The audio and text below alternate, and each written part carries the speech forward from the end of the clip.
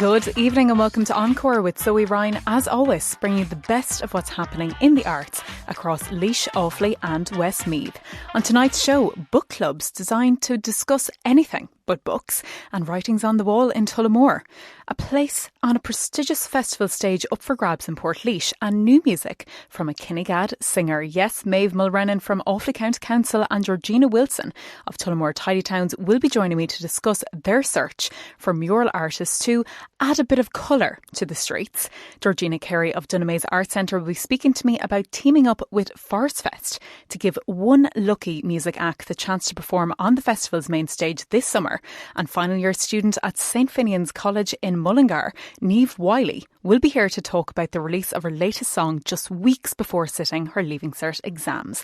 That's all to come on tonight's show, but first, I feel privileged to be sitting in a very full studio at the moment, as I'm joined by some of the cast of Tullamore Amateur Dramatic Society's upcoming play Bookworms. Ciara, Jacinta, Frank and Susan, you're all very welcome. Thank you. Thank you very much. Oh, now they're quiet. It was just all chatter before we came on air.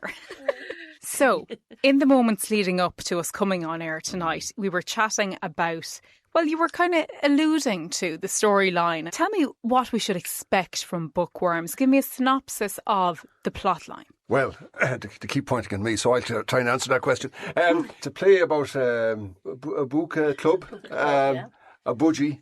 And what else is there? And a banker. And a banker. That's what it is. It's a book club where they decide to invite the men, and it doesn't work out.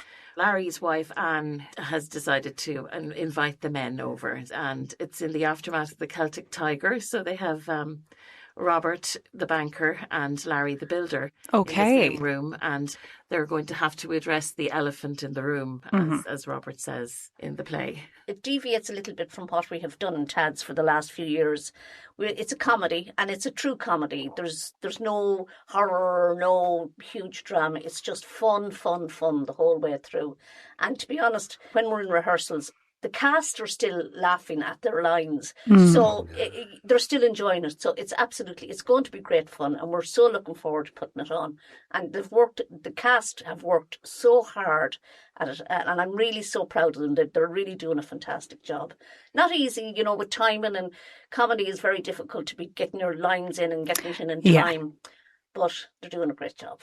And Jacinta, the last time there was a TADS production, you were one of the cast yourself, but you're sitting in the director's chair this time. Oh, yes, for the first time. I said when I came to this vocation late in life, and like everything else, was bitten by the bug straight away. And one of the first things that I said when I went to come, that I wanted to do everything. I wanted to act, I wanted to direct, and I wanted to write. So now there's two things ticked off.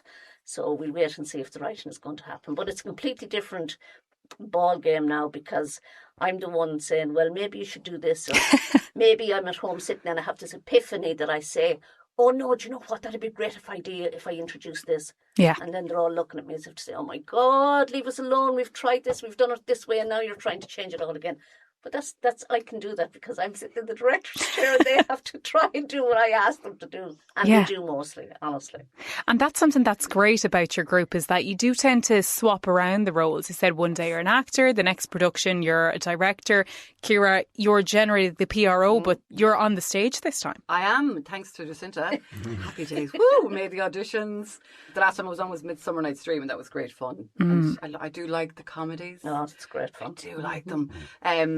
Jacinta's great. First time directing. She's flying it.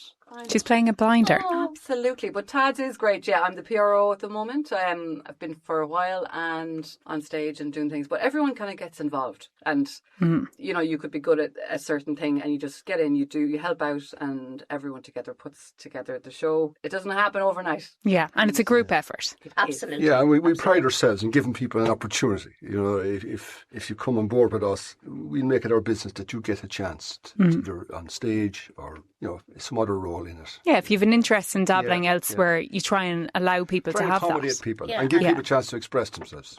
And they're always encouraged, everybody is encouraged to either, when they joined TADS, to to deviate, to not just, there isn't just one role.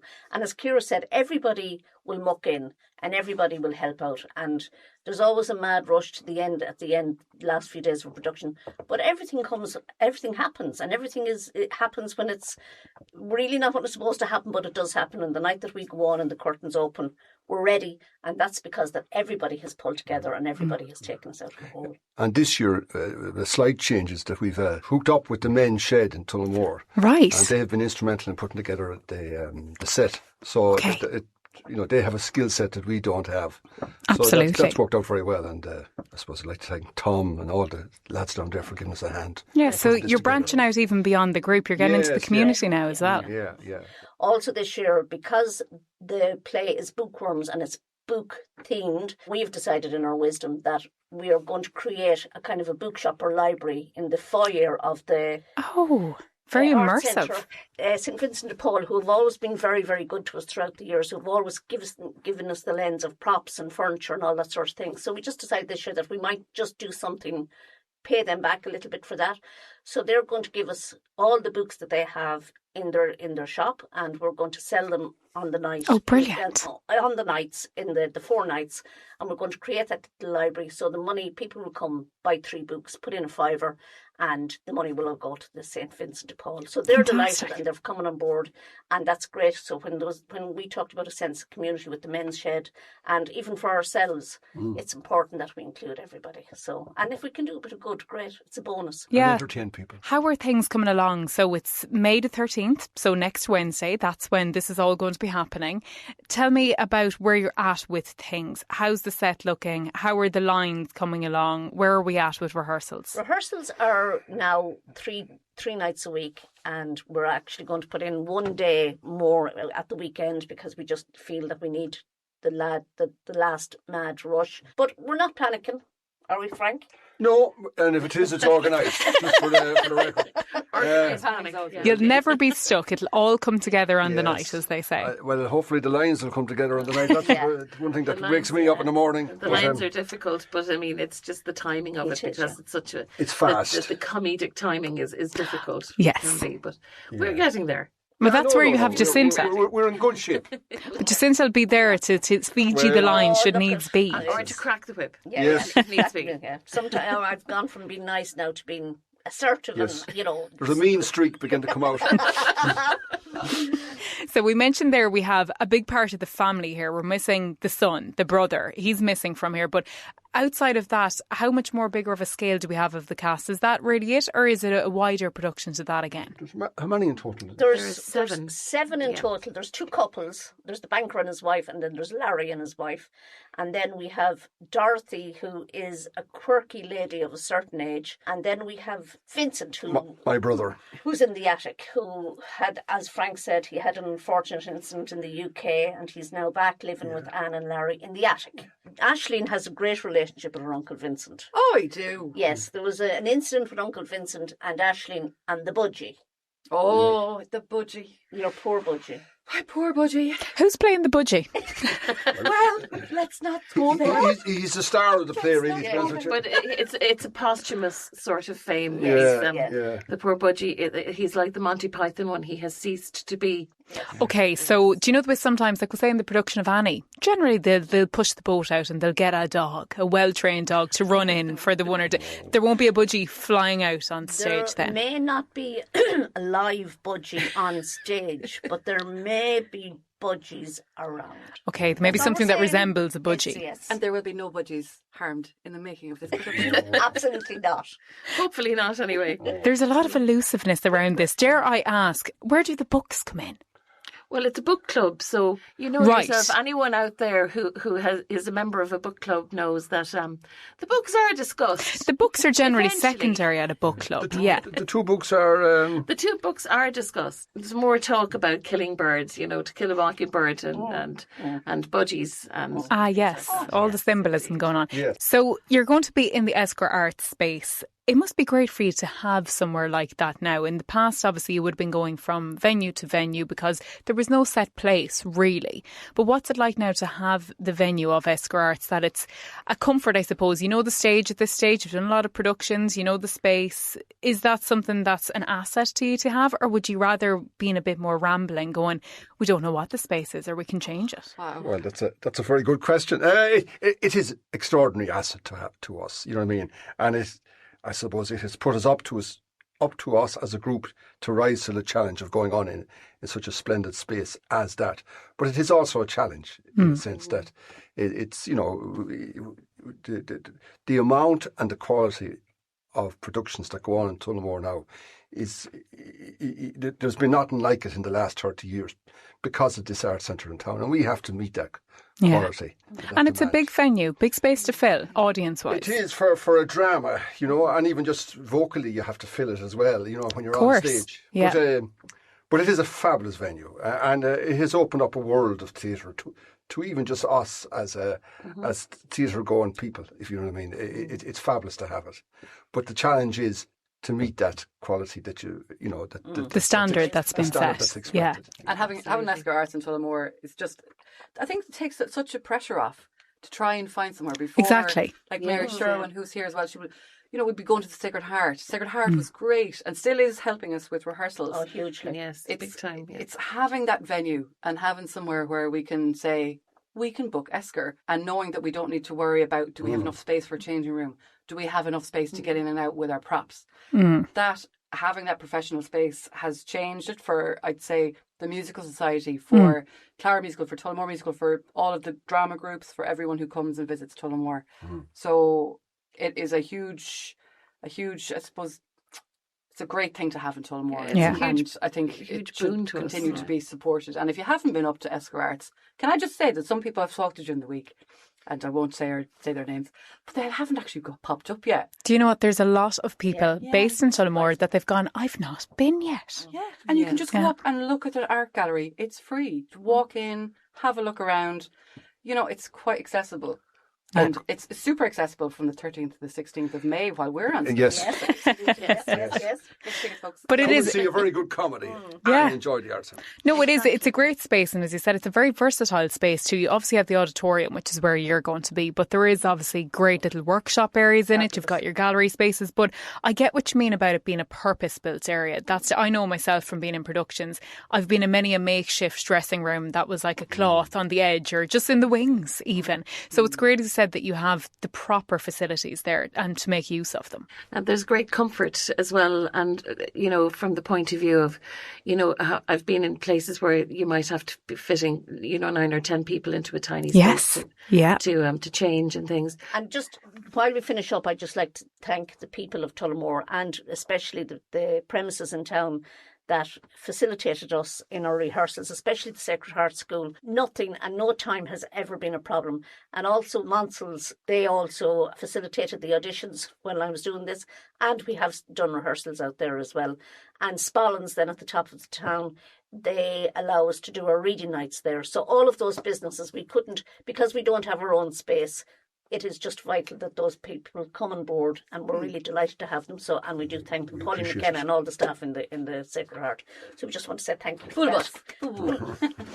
And on the point of the space, Jacinta, I appreciate it's your first time out as a director, but as we said there, the scale of the stage that is Esker Arts, I know you can close it off and make it smaller, but it is quite a large space. So how do you kind of tackle filling that space? Well, we don't know, is the moral of the story, because we haven't actually got to rehearse the play on stage. Yes. But we are all familiar with the stage, which is very helpful. And yes, we're actually looking forward to getting on stage because it's going to be much bigger. We're going to have far more room to run around, and there's a fight scene that is just pure and that hasn't been trialled and tested yet. And it is just going to be, the more room to have, the just crazier it's going to be. Yeah. So it's a wonderful stage, and I think the fact that we're familiar with it, we'll manage absolutely fine. We can't wait to get in there and do our thing. Yeah. Oh, it's so excited. I'm excited for the fight scene. Yes. You know the way you said no budgies were harmed, no Larrys were harmed. No. Yes. We'll hope see not, on the anyway. night. We hope not. We hope not. So remind us again of those all-important dates of when you're going to be in Go on, Esquire Arts. Ciara. 13th to the 18th. 16th. Oh, the 16th. What a blunder. No. Yeah, let's go. Take two. Okay, so give us those all-important dates again. It's the 13th To the 16th. of May. He's not paying attention. He's missed his cue. Sorry, in 2026. Okay, third time is the charm. So, cast of Tads. Everybody, Okay, here we attention go. now. I Right. know I'm not Jacinta, but just picture me as if for 1 moment now. So, give us those all-important dates again. From Wednesday, the 13th of May. To Saturday, the 16th of May. 2026. In Esquire Arts. Well done. And if that's anything to go by, you should play a blinder on Wednesday night. Hopefully. Brilliant. Well, as always, it is a joy and a pleasure to have the cast of Tads in. So I really appreciate you giving me so much of the time, and I look forward to seeing this production. Thank you so Thank you, much, Zoe. Zoe, for having us in again. Of course. Thank you very much. Oh, Ciara, Jacinta, Frank and Susan, listed in order of appearance in front of me, as you heard there, amongst others, will be taking to the Esquire Arts stage next week with their production of Bookworms. If you're on the hunt for a play to go to this weekend, a couple of weeks ago I spoke with a member of Fourth Wall Laois Theatre Group ahead of their Midlands tour of John B. Keane's Moll, which has been very well received so far. They've actually got standing ovations at each of their performances to date. They will be in Burr Theatre and Arts Centre this Saturday, May 9th, and tickets for that are still available. Up next, would you be brave enough to put your name to a painting the size of an entire building in your own town? If so, stay tuned for this next segment. Midlands 103. You are listening to Encore, your weekly arts, culture and entertainment show on Midlands 103 with Zoe Ryan. Now, Offaly County Council, in partnership with Tullamore Tidy Towns and supported by Creative Ireland, are doing an open call for artists to create murals around Tullamore. Joining me now to discuss the project is Offaly Arts Officer Maeve Mulrennan and Tullamore Tidy Towns Committee Member Georgina Wilson. Ladies, you're very welcome out to the studio this evening. Thanks for having us. Thank you, Zoe. Now, correct me if I'm wrong, but this isn't something that Offaly County Council have done before. So what was the motivation behind it? Why now instigate such a venture? We have quite a good partnership with the Tullamore Tidy Towns, and this arose from a discussion with the committee members and people in the county council, and including councillors as well. And it's something that we all want Tullamore to be the best that it can be, and Offaly to be the best that it can be. And this is a way of us working together and using our skills. So part of our skills are that we do a lot of public art commissioning. Yes. Lochborough would be a good example of that. All the sculptures out there are Offaly County Councils. But Tidy Towns, they're the ones literally on the ground. They know everybody. Between, I think, all the committee, they know every single person living in Tullamore. And they're the ones that are really keeping Tullamore the best it can be, and they have a vision and they can see the potential. And Georgina, then you're representing Tullamore Tidy Towns. So why was it that you decided to, I suppose, come in on this venture? Is it exactly that you felt like you had the connections? Well, a part of the Tidy Towns remit, well, not remit, but the programme that we would do in the town would be to improve public spaces, bring a sense of community, along with the other stuff where we do litter picking and planting and that type of thing. It's really just to, I suppose, find ways that we can improve the town for everybody to live in, the community to live in, and to take pride in your town is a big thing. I got involved in the art because my background formerly was art and design. I've now work in tech. So I had a big interest in trying to bring public art into Tullamore. And there's no else in the Midlands really that does it, does it? No, you'd see big mural projects happening in other counties, maybe Waterford. Some people would be familiar with that. But at the moment, no, I don't want to say definitely in case somebody in Mullingar crossed on up, me. Yeah. No, but it is, you've mentioned there about Waterford. Straight away when I heard about it, it was the Walls project, which I think did start in Waterford, and it's obviously branched out into other towns and cities now. That's what came to mind. So is that what you have envisioned for this project? Yeah, so we would like to think that this is the start of a programme for the next 3 to 5 years.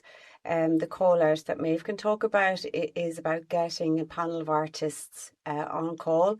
We have identified over 40 sites, suitable sites Wow, in okay. town that could be done. Every wall is different, the context, the location, the size. Georgina never thought she would know so much about walls. Every wall I look at, I go, Yeah. oh, that's a possible one. You could show Georgina a picture of a random nameless wall and she would be able to identify it. But it's typical, isn't it? It's like that. Say, for instance, as simple as if you get a new car, you've never noticed that car brand or maybe model before, and then you see them everywhere. So like that, you've taken on this project and you're seeing blank canvases everywhere. Everywhere. And I think, if we could do 5 or 6 over the next few years, it would be a great way to link and bring some accessible art to people. And it is accessible. Everybody can look at it. You don't need to get a museum ticket. It is going to reflect an aspect of Tullamore, whether that's heritage, whether it's history. We have a lot of, history in Tullamore. We have a lot of stories we can tell. So let's tell them and put them in public spaces. So Maeve, what is it that you are looking for today when you're appealing to local artists? So we're looking for artists that are interested in making large-scale murals. It's one of these things that it's a particular skill and not necessarily artistic. You have a skill of managing scaffolding and scaling up drawings and being able to work at heights. It's something I would definitely not be able to do. I'd be safely on the ground. So we're looking for people that maybe have a little bit of experience before and have the same vision as we do, really, to bring some colour, literally, onto the streets of Tullamore and to enhance what is already there. So as Georgina was saying, the stories, the rich heritage, to really kind of bring that to light. So we're looking for artists to apply, and in that they would show us examples of their previous work. And they would talk about all the practical things, like they know how to manage and budget for, scissor lifts and all those non-artistic things that artists end up doing a lot of. Yeah. And you mentioned it there about, ideally you would have someone who has a little bit of experience, but something I was interested to know is it only artists that do have experience doing the likes of murals, or are you appealing to the likes of artists who maybe they've not done murals before, but they're going, I'd like to give it a go? Are they welcome to apply as well? They are, if they can really show that their work that they've previously done would be suitable, maybe. And that they have an understanding of the logistics and the practical things around it. Like, how do you take maybe a drawing that you've done on your computer or your iPad? How do you scale that up so it can go onto a gable wall? So when artists apply, they're just basically showing us their portfolio. And then it's up to ourselves and Tidy Towns to go, okay, this is a really good artist. What's the best place for them? How can we really make a good match between the site, the context, the history, the heritage maybe of a building, or what the building is currently being used for, and the artist? And how can we really, really make that strong? And Georgina, as someone who is involved with Tidy Towns and you would regularly be going around the town to, I suppose, tidy up any damage or vandalism that has been done, would vandalism of these works of art be a concern of yours? Of course, you can always try and damage something if you really want to, but as previous projects like this have showed that people don't want to destroy art. We will be coating some of the murals if where possible, if there is anti-graffiti, but generally artists like to respect other artists. Yeah.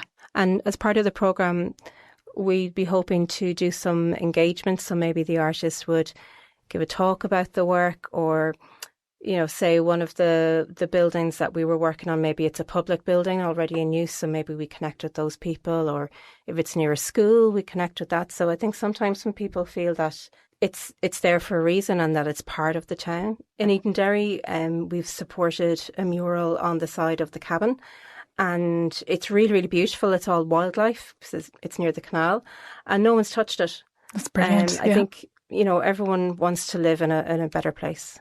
Yeah, because I know that the kind of, is it the ESB boxes? That's a project that's been done for a good few years. Mainly it started in Dublin, it's branching out to other cities now. And I know that sometimes they do get damaged, but like that as a whole, they find that people don't want to destroy because they do view it as art. Yeah. And it's something to connect to. Now, I'm not saying that nothing will ever get damaged, but it's one of these things that if you start thinking, oh, we can't do this because that might happen, you wouldn't do anything. We wouldn't do anything. Yeah. We'd just be stuck in our little houses. And I think Tullamore is so small that we probably figure out who it is fairly quickly anyway. Brilliant. So if someone is interested in putting their hat in the ring and they do want to go about applying, how do they go about that, and when have they to do it by? So we do all our applications online. So if you go to the offaly.ie website, or you can give us an email at arts@offalycoco.ie, and we'll just send you the link. And then you'll be asked to upload images of your work and then just some information. We try and keep applications as straightforward as we can, but then on the other side, in order to be open and transparent, we do have to ask for certain information. And then the deadline is the 18th of May, and we are being fairly strict on that because we're really eager to get going. So once the panel is put together, we'll start looking at, okay, what are the first couple of walls we can do and what can we achieve by the end of this year? So, of course, this project is being done in conjunction with or supported by Creative Ireland, and that's why it's possible that you can do it. Yes, so Creative Ireland is a national body that supports the engagement of every single person in creativity. So whether that's art, design, heritage, everything. So we are using Creative Ireland funding in order to do this over the next couple of years. And you'll see a lot of murals around the country have been supported by Creative Ireland as well. And Georgina, as well as doing an open call for artists to actually make these artworks, you're looking for volunteers as well to get involved with the project. Yes, exactly. So Tidy Towns, we need people to volunteer, whether it's an hour a week, an hour a month, an hour every 3 months. Every little bit helps. And we meet outside on Bride Street at 7 p.m. every Wednesday, and on Sunday mornings at 8:30 on William Street. And you can't miss us because we're in high vis jackets. And I suppose just the other thing to note as well is that in this time, everybody needs instant gratification. And Tidy Towns is just something a bit more long term, so you could be walking down a street and see a burst of colour and realise, oh, there are flowers that we planted 6 months ago. And it gets you out in the air, it gets you meeting people, you're doing good for the town. Bring a friend, bring a family member. It's good to get out and do something positive. Brilliant. Fantastic, ladies. Thank you so much for giving me your time this evening, and hopefully you get a lot of lovely submissions through and that this project takes off. Thank you. Thank you. So get your submissions into Offaly County Council before 11 a.m. on Monday, May 18th, and you could have a say in transforming the blank walls in your area. Now, if you're an up-and-coming musician, don't touch that dial. You won't want to miss what's coming up after this. Midlands 103. It is Encore with Zoe Ryan here with you until 8 p.m. Now, you may be interested to know, especially if you're an emerging solo artist or part of a band, that Forest Fest are looking for a new act to perform on their main stage this July. And to find this new talent, they've joined forces with Dunamaise Arts Centre in Portlaoise. Joining me now is Georgina Carey, who is over PR and marketing at Dunamaise, to discuss their Battle of the Bands competition. Georgina, the road to Forest Fest, that sounds very exciting. Yeah, the Road to Forest Fest is a Battle of the Bands, is a live competition here at Dunamaise Arts Centre, giving emerging solo artists and bands the chance to showcase their talent. So it's all about discovering new talent and supporting live music and creating opportunities for up-and-coming artists and bands. And one lucky band or artist will get the opportunity to perform on the big stage at Forest Fest. And how is it that this collaboration with Forest Fest came about? Well, Philip Marr has been, the owner of Forest Fest, has been very supportive with our venture. So we also know there's so much talent across Midlands area and beyond. And but sometimes artists just need a platform and a chance to be seen. So we wanted to create something exciting that supports emerging acts and also giving audiences a fantastic live music event. So partnering with Forest Fest made perfect sense because they're so passionate about live music and showcasing new talent. So talk me through the process then. For anybody who's interested in applying, they make the application and then what's the next step? So artists and bands can apply through our website or through our social media platforms. And then we will be selecting then up to 10 acts to play on the night, the 7th of June at Dunamaise Arts Centre. So they'll be performing in front of a live audience and judges, and from there we will be picking the winning act that will get the chance to perform at Forest Fest on the Perfect Day stage. So what is the deadline for your expressions of interest then, for people who are looking to apply? What is the deadline that they need to have in mind? So the closing date for the competition is the 24th of May.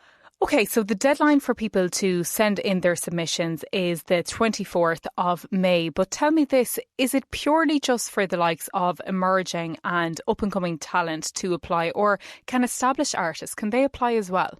Absolutely, yeah. This competition is open to anybody who thinks they have what it takes to play on the big stage of Forest Fest. So it's open to solo artists, new bands, or, as you say, established bands.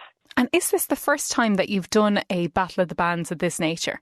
It's the first time that I've ever done this particular type of event, but no, it's been done here before at Dunamaze. And why would you encourage artists who may be listening to get involved? Because opportunities like this don't come around every day, and it's a great chance to gain valuable experience and potentially secure a slot at a major festival. So even taking part can open doors and build confidence and connect artists with new audiences. Do you want to speak to Kira at all? Is Kira there as well? She is, yeah. Okay. Kira, who is CEO of the Arts Centre, is also there with you. Kira, thank you for hopping on the call. Can you tell me why it is that you feel it was important for Dunamaze to get involved with this project with Forest Fest? Well, the Dunamaze is really rooted at the heart of the community here, but not just at the heart of the community, but the heart of music, arts, culture, vibrancy. We have a team here, including Georgina, who are creative people. People who are rooted in the community and have looked around and seen opportunity. And Georgina came to me with a great idea around the Battle of the Bands, and Forest Fest is also a community-driven festival. So I think Georgina came with the pitch, and I just thought this is an amazing idea, opportunity. But really at the heart of what she is looking to do is create opportunities for up-and-coming bands kind of in the community, but wanting to also build something that would kind of look out nationally over kind of a period of years.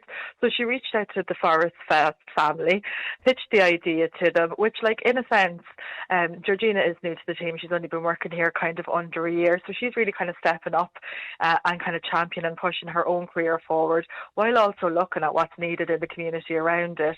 She's identified that young up and coming bands are kind of finding it hard to kind of cut their teeth, go to the next level. And with us combining with the Forest Fest, with us kind of working together, we're not only creating an opportunity for young bands, but we're bringing them into a professional setting of the Dunamaze, and then onto an even different setting with the Forest Festival, and creating this great career trajectory for them in quite a short period of time. So it's kind of, for me as somebody, like a CEO of a company at the Dunamaze, it works threefold. The team I'm working with are, kind of getting to do what they're really, really passionate about, see their ideas come to life, see their ideas actualised, but then also work with the community and create opportunities for other creatives. And as you said, this is a fantastic opportunity for the likes of up-and-coming artists to be able to play on a stage of that calibre at Forest Fest. Well, listen, Forest Fest, 15,000 people, Dunamaze kind of 300, both really established events and venues and recognised nationally. And the Forest Fest has just gone from strength to strength over the last couple of years, and I think it will do going forward. And this is a relationship that we really, are passionate about, and Georgina is incredibly passionate about. But really, what we're looking at as people who are working in the music industry, a lot of venues have closed down over the last few years. And it's becoming harder and harder for musicians and younger musicians to kind of, the touring circuit isn't what it used to be. And the Dunamaze really wants to become that place again to musicians and kind of get back in on that kind of touring circuit, and make it vibrant again. Portlaoise is in the heart of the country. Every band should be touring through us, connecting with us in some ways, and with team members like Georgina actually looking at what's needed, seeing what's there, and kind of pushing her idea forward. She came to me with this. She's the one who's driving it, making it happen, working with the Forest Fest team, and that's what the Dunamaze is all about: career pathways, opportunities, and a great night at the end of it all. And Ciara, have you gotten much, I suppose, expressions of interest so far in it? Yeah, I think we haven't even really gone to promote it yet, but we have had a kind of a good initial uptake. We'll be promoting it over the next, up the lead up to it into June. But like with yourself, Zoe, we want to get the word out there. We want people, don't be afraid. If you have a 30-minute set, come. Even the experience of itself of applying, going through it, the setup, just get your name in the hat. Push yourself forward. That's what we would say to people. It might be a bit daunting, 15,000 people paying to a huge audience. But in life, you've one life, you've got to take these risks. So we say, get your name in, apply now, get onto our website. The application is open and running, and you see it, you do it, make it happen for yourself. And as you said there's a little bit of like a stepping stone involved. It's not like a quantum leap jump of you're going from, maybe singing in the shower or recording in your room. You're going to actually, firstly, you're going to be performing at Dunamaze in front of a bigger but a smaller crowd than what's going to be at Forest Fest. And then you're going on to Forest Fest. So as I said, there's a little bit of an easing into it with the crowd size. I think so. I think there's definitely a trajectory there. But when you come to the Dunamaze, our team are supportive. You'll get sound checks in the morning. We will talk you through it. All the setup will be there for you. And it is really, it is about the experience of playing in a professional theatre and about like us opening up and giving that experience to an up-and-coming band of playing in a professional theatre. But then also the Forest Fest team coming on board as well and saying, hey, let's be a multiplier of this. Let's really champion our up-and-coming and established talent and say, this is what's there for you. And we want to create those pathways for people, make it more accessible, show people how it can be done, and we're here for that. Absolutely. As you said, it's great to see that support is there from both yourselves and the likes of Forest Fest for new talent. But Georgina and Ciara, thank you so much for your time this evening. It's been a lovely chat. Our pleasure as always, Zoe. Thank you. Live radio at its best there. Still to come, the 18-year-old Midlands musician carving out her way in the music industry. Midlands 103. It is Zoe Ryan bringing you your weekly dose of Encore on Midlands 103, as I'm joined once again in studio by Westmeath singer Niamh Wiley, this time to talk about her new single No Way Out. Niamh, you're very welcome back in the Midlands 103 studios. Again. Niamh, before we get into talking about the new track, remind us, how is it that you came to music? So I would say I grew a passion for music. I'd say by listening, to my dad's taste in music. He was really, really into 80s music at the time, and it kind of was always on in the house or around the house. And I've always loved singing ever since I was smaller. I just, singing in the bathroom, and then I was obsessed with musicals then growing up as well, going to see them on the West End. Yeah. That's kind of how I really got into it as well, I suppose. And do you study music in school? I don't study it as a subject. Okay. The only reason I didn't is because I never done it for my junior cert.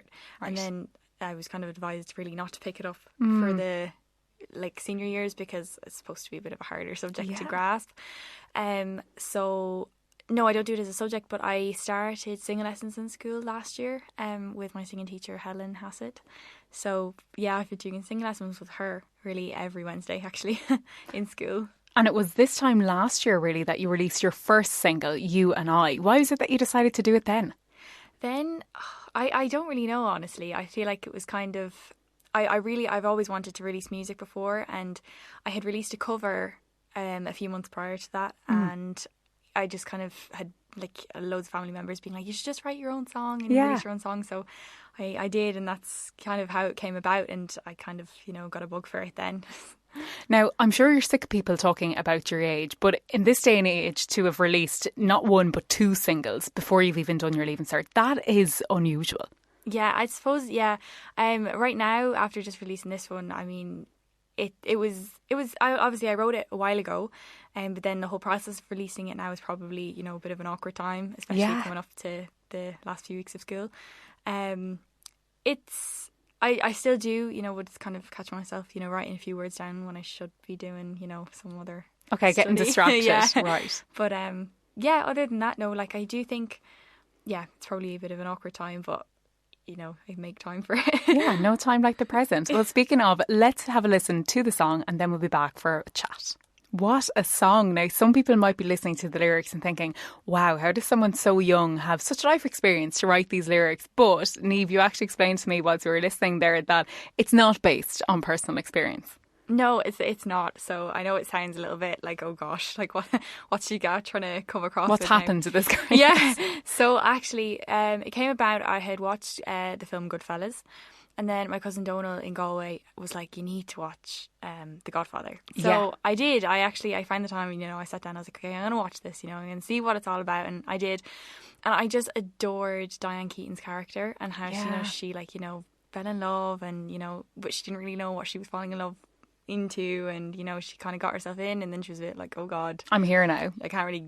Yeah. So you either kind of like she's going to leave or she's going to like leave the other way. Like it doesn't really work. So I ended up kind of basing it off her so much, as in like she fell in love and she's kind of stuck. So, if she marries and she leaves, she could die, but she can't really. She's kind of stuck. So it's a bit. So that's kind of really what I based it off. I know it sounds a bit strange, but it's interesting where people get their inspirations from. As you said there, you obviously watched the film, you were taken by it and said, look, I'm going to go with this. But in the last couple of weeks, you have been kind of teasing out a couple of photographs, some stills that were taken for a shoot for this. Was it purely a shoot, or is this part of a music video? Can we expect a music video coming down the line? I would love to do a music video possibly in the summer. I'd hopefully get my leaving cert out of the way first. But I did do a photo shoot for the cover of it because I just really needed something to fill in the gap. So I actually, the red dress I actually borrowed from my friend Abigail because I was panicking. I was like, what can I wear? And I just thought, a red dress kind of really matched the theme of it. So absolutely, that's where that dress came from. And yeah. And speaking of the Leaving Cert there, what is it that you hope to do when you finish with the Leaving Cert? What's on the cards for next year? I'm hoping to possibly do primary school teaching. Oh, wow. Primary school teaching, now depending whether I get the points or not, that'll be another story. So that's at the moment is what's happening. If not, possibly going along the lines of music, or like I really would, I'm inspired by Mark, who produced and composed the music to No Way Out. So I just think he's amazing at what he does, and I'd love to go down that line. And you got involved with him through the Ivory sessions, is that right? Yes, I am. My dad actually found out about him and, was like, oh, you really should contact him and I can see, if he'd be interested in helping you out. And I did. And then when I had the inspiration then for this song, I went down to him and I don't play any instruments. So you needed help in that sense. Exactly. So I went down with the words to him and I knew exactly kind of like how I wanted it to sound, but I couldn't really explain it because I don't really know anything about music. And Mark just knew. He was like, don't worry, I got it. And he had it in about 5 minutes. Sometimes that's just what you need. He's so gifted at it. So that's exactly what he done. And, he really worked amazing at it. Fantastic. Well, Niamh, thank you for sharing your story and music with us today, and best of luck in the weeks ahead with all that you have on. That's it for me tonight. Joe Cooney's up next, but I'll be back here at the same time next week. Until then, good night.